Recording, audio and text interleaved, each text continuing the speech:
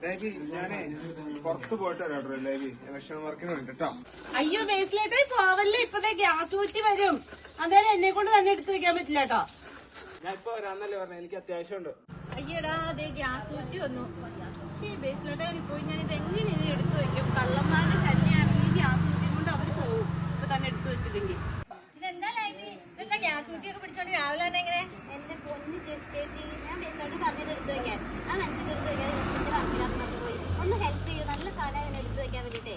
അതിനെന്താ ലൈവ് ഇവിടെ നിന്നോ, ഞാൻ ഇപ്പൊ ഒരു സാധനം എടുത്തോണ്ട. മോളിലോട്ട് കയറ്റി നോക്കിക്കേ, ഞാൻ നോക്കട്ടെ. ഒത്തിരി വെയിറ്റ് വന്നത് കേട്ടോ. ഇതാണ് മുത്തലത്തോട്ടത്തിൽ ഇൻഡസ്ട്രീസ്.